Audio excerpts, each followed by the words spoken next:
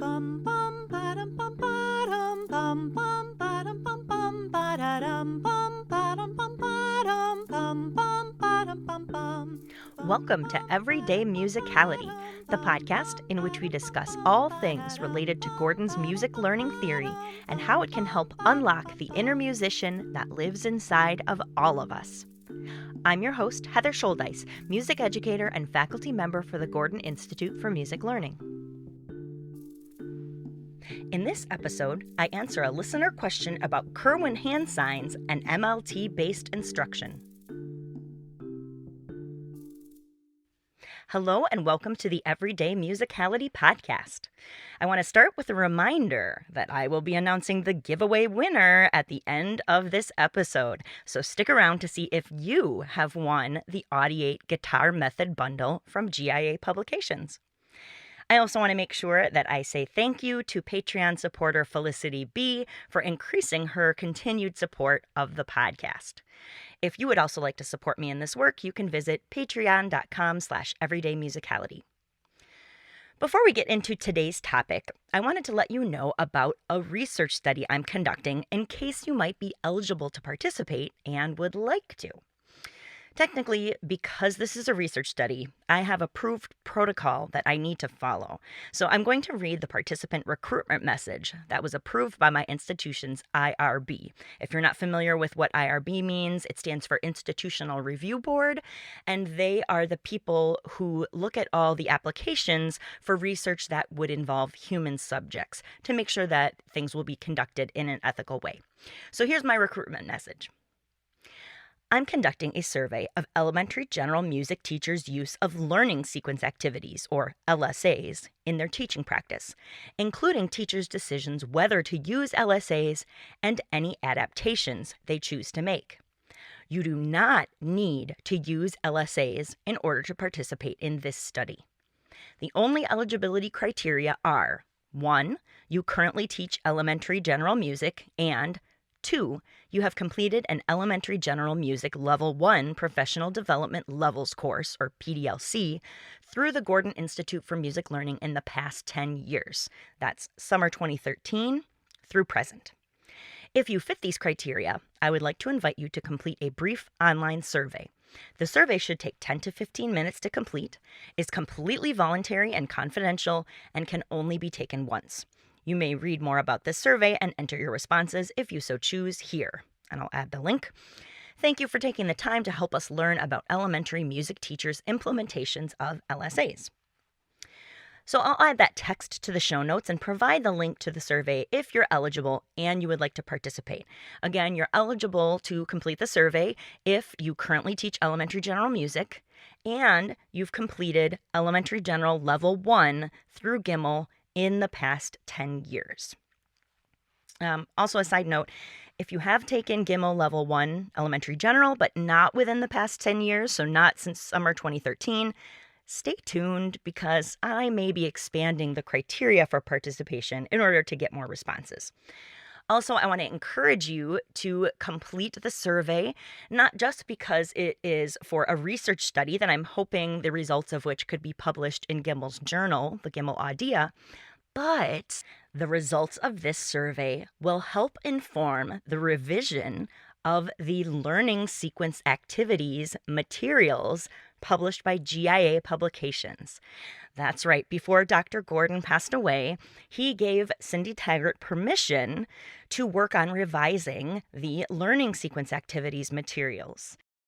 So a team that includes Cindy Taggart and myself are currently working on re-envisioning the materials for teaching learning sequence activities. This includes both re-examining the content that's included, so the specific patterns.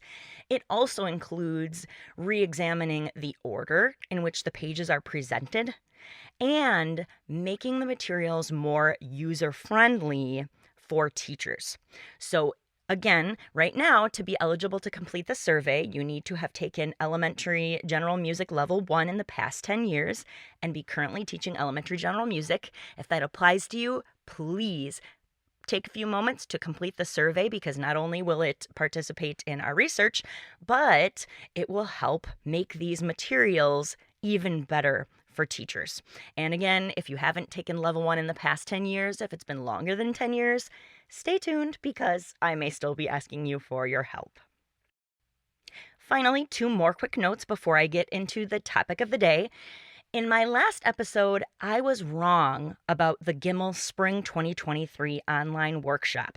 It will actually be on Saturday, May 6th at 9 a.m. to noon Eastern Time. And the presenter will be Dr. Beth Bolton. Dr. Bolton will present a workshop called Audiation Soup, New Tunes for a New Era. Remember that these quarterly online workshops are free for GIML members, and it's not too late to join. You could visit the GIML website, giml.org, and you could become a member today, and you would still have plenty of time to attend the quarterly workshop for free on May 6th. But you need to register by May 3rd. That's for everybody. Online registration closes at the end of the day on May 3rd. I'll link in the show notes to more information, which includes the online registration form. Finally, before I get into today's topic, I wanted to share with you one more event that you may be interested in, and it's another virtual event, but it's not just involving music learning theory. The National Association for Music Education, or NAFME, will be holding a virtual general music conference on April 29th at 11 a.m. to 4 p.m. Eastern Time. I'll put a link in the show notes with information about that event. More information also will be coming. But this is an event that is designed to expose music teachers to the various approaches, the various teaching approaches for general music. So there will be a representative for the Orff approach, and a representative for the Kodai approach, and for Dalcroze, and for the Feyerabend approach, and also for GIML. And so I will actually be filling that role on April 29th. I'll be giving a 35-minute presentation that will introduce folks to a little bit of the ideas behind music learning theory, as well as lots of teaching strategies. And then each of the other approaches will also have someone who's going to be presenting for 35 minutes. During that time, I can't remember everything that's going to be going on, but I know a piece of it is going to be later in the day, an opportunity for you to chat with representatives from each of those music teaching organizations to find out more about the approach and how you can get involved in the organization.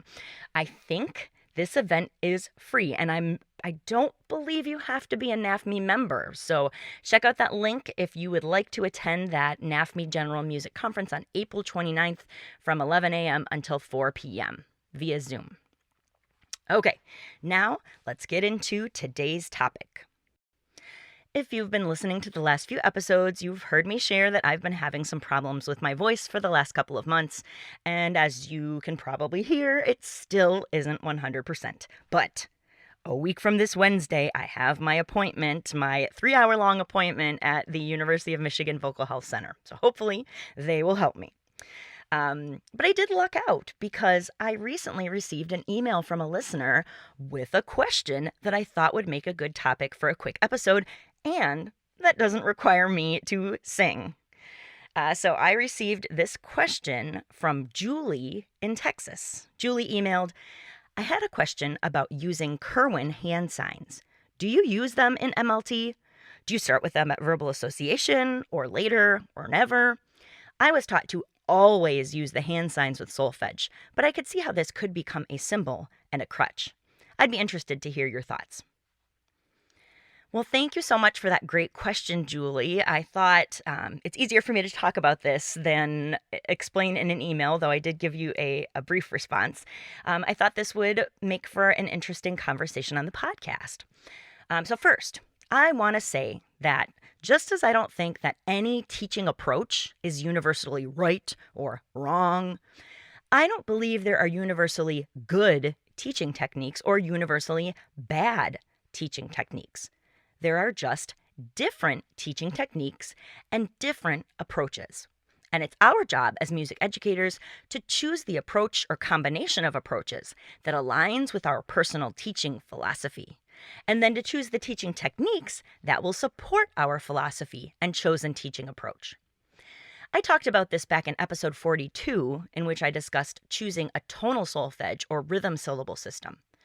There are no universally good or bad syllable systems, but we have to choose a system that makes sense given our teaching approach.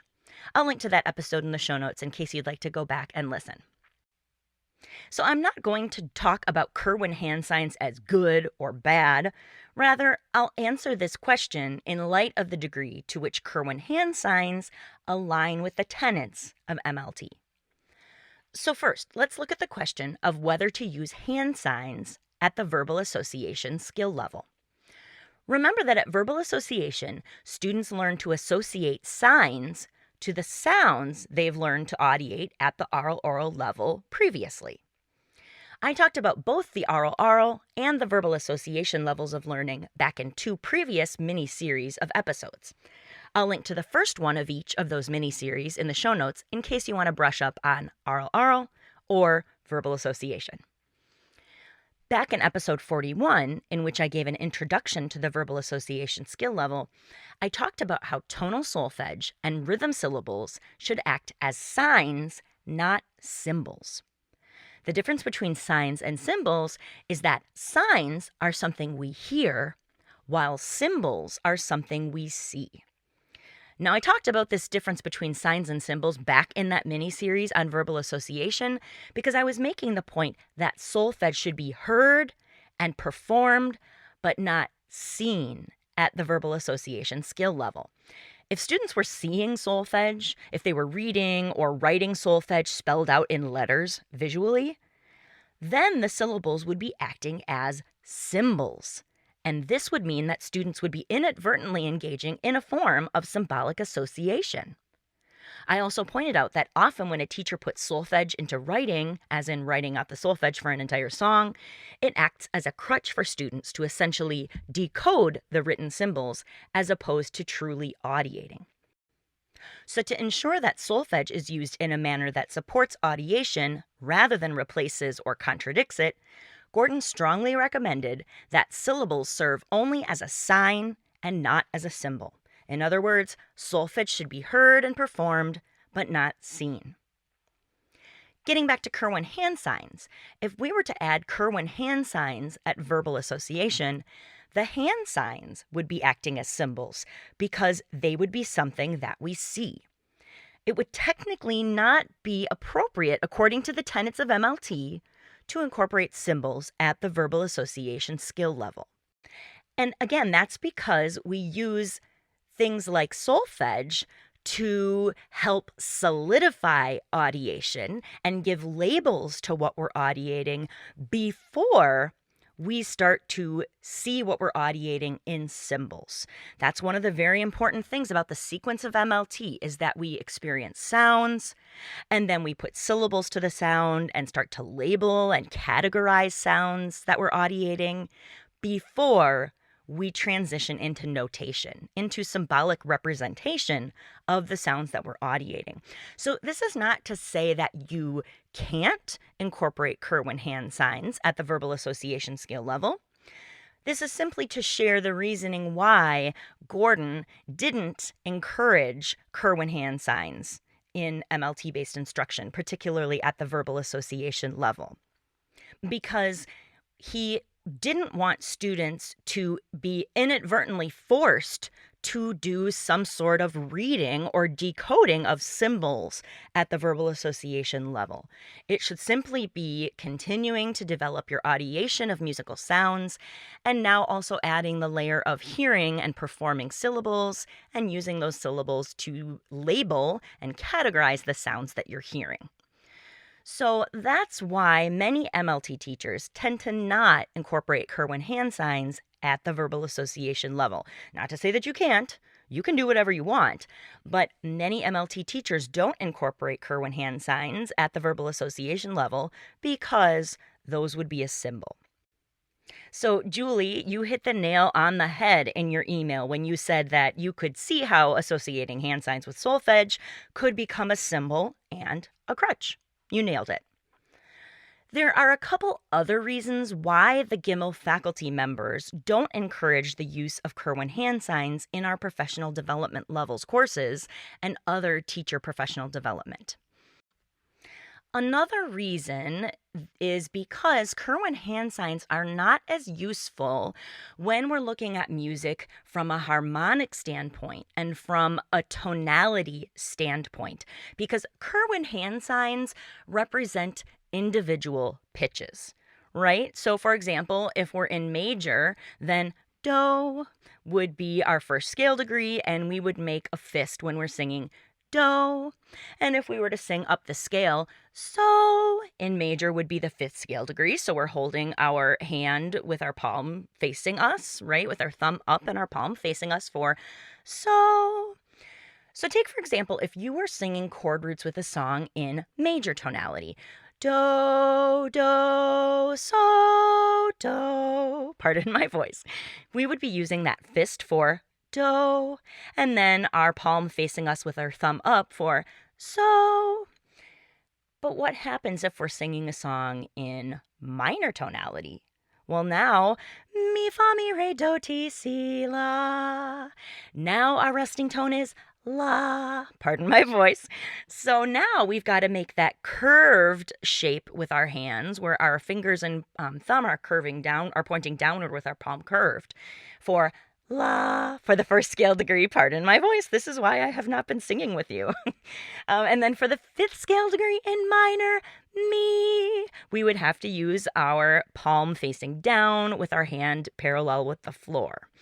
So now we would be doing la, la, mi, la, with two totally different hand signs.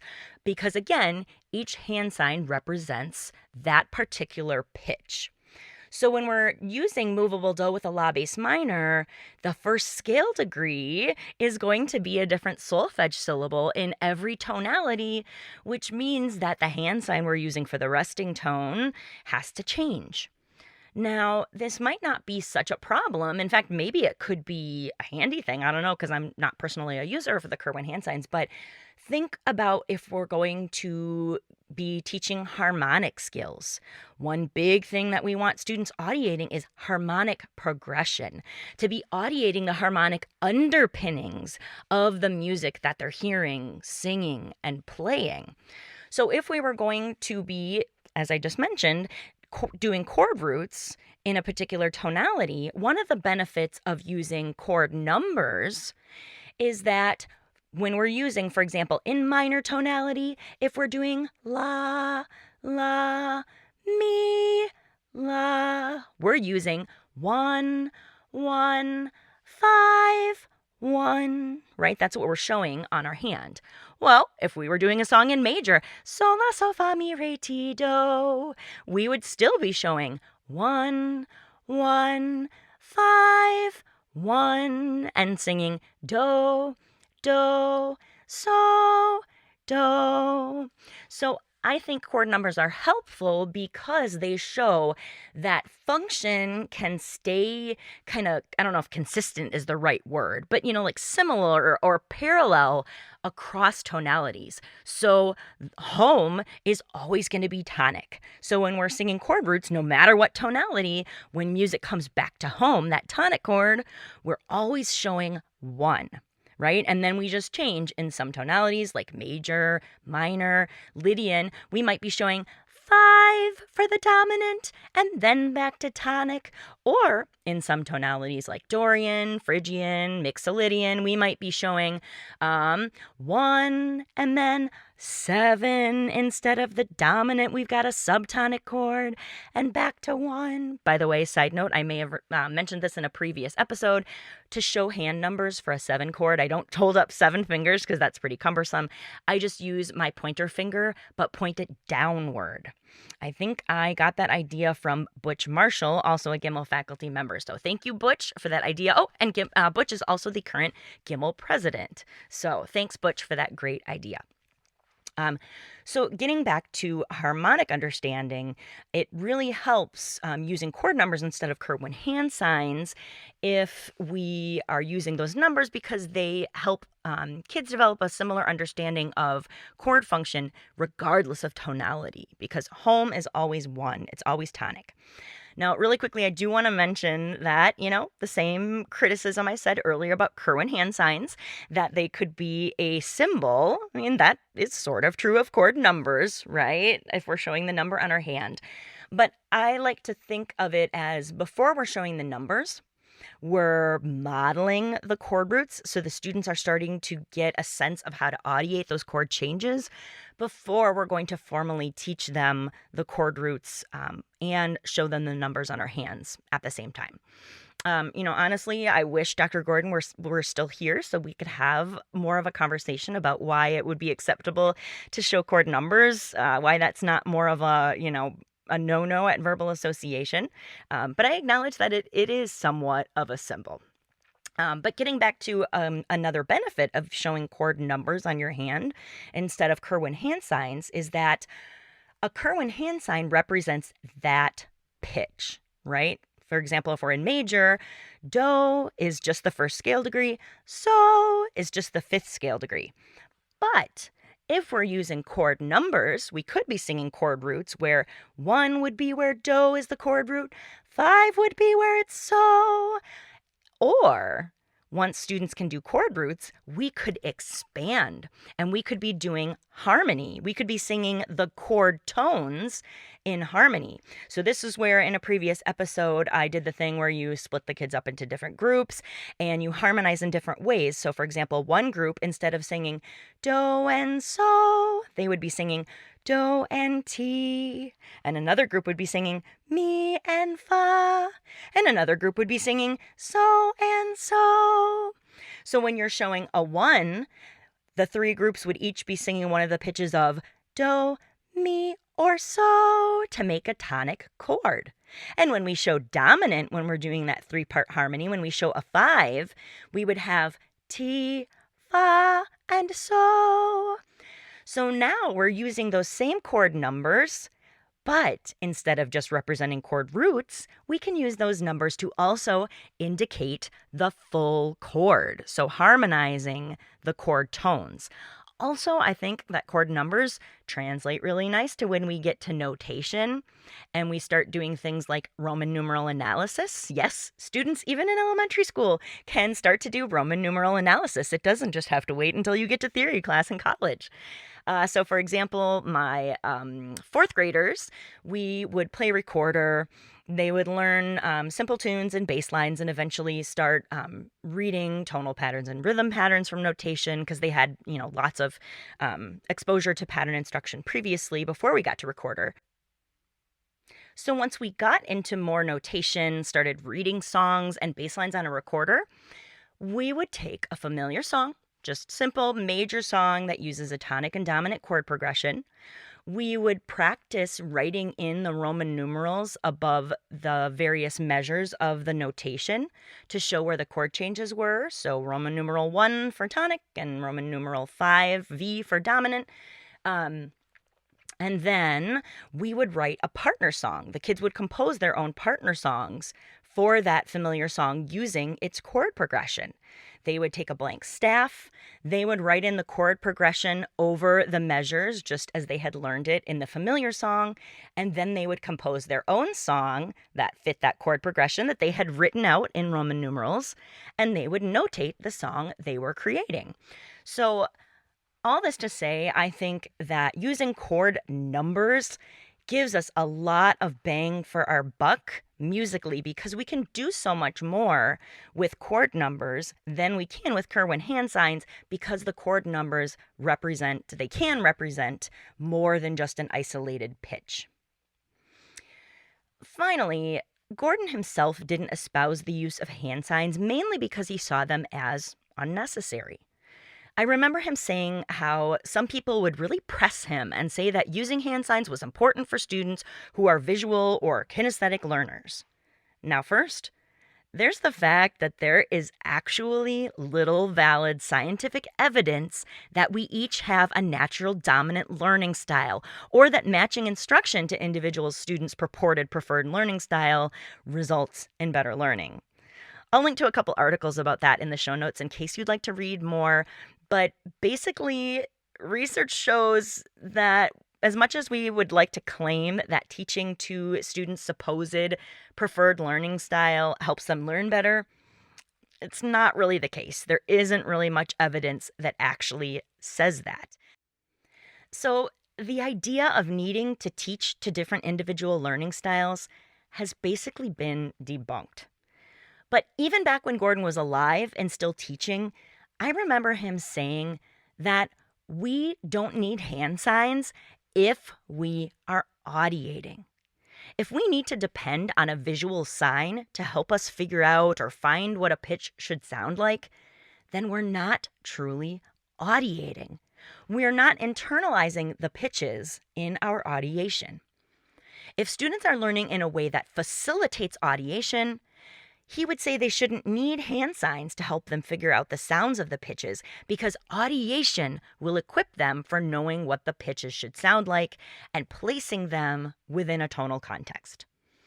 Gordon would say that music is aural, A-U-R-A-L. Music is aural, so we shouldn't resort to visual cues, but rather should help students develop audiation. There was an article published in The Atlantic in 2018 called The Myth of Learning Styles, in which the author points out, quote, most of the tasks that we encounter are really suited to only one type of learning. You can't visualize a perfect French accent, for example, end quote. I'll link to that in the show notes. That was exactly the point Gordon was trying to get across. So this person is saying that you can't visualize a perfect French accent. You have to hear a perfect French accent, and you have to start to imitate that perfect French accent and figure out how to incorporate that French accent into your own speech. You have to do it by hearing and doing. That it's not something you're really truly going to learn and master through a visual. And again, this is exactly the point Gordon was trying to get across, but with music. That music is aural. It's something we hear. Therefore, it's most appropriately learned orally. That's not to say that we never use visual or kinesthetic experiences in MLT-based instruction. Of course we do. But the primary way that we experience music is orally. So helping students learn orally and develop audiation should be our focus in MLT-based instruction if we subscribe to the core tenet of audiation. Speaking of core tenets, in the very first 3 episodes of this podcast, I talked about 3 of the core tenets that I believe are the core tenets of MLT. So I'll link to those 3 in the show notes as well if you'd like to go back and listen to those. And again, this is not to say that there's anything wrong with hand signs or that you can't use them in MLT-based instruction. Those were just some of the reasons why Gordon was not a proponent of using Curwen hand signs in MLT-based instruction, and why many MLT teachers and the GIML faculty members aren't necessarily encouraging folks to use Curwen hand signs. So, not to say that you can't or you shouldn't, but you might want to think about the purpose those hand signs are serving and if they're accomplishing the goals that we espouse as MLT practitioners. So if we really believe, first and foremost, that audiation is the key, then we really should be teaching in a way that encourages audiation to the greatest extent possible. So I'll leave it at that, and I want to say thanks again for that great question, Julie. And now it's time to announce the winner of the most recent giveaway from sponsor GIA Publications.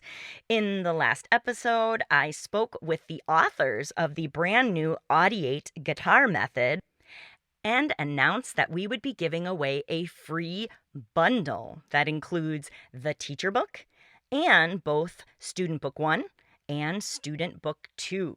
That bundle is valued at $80 from GIA Publications.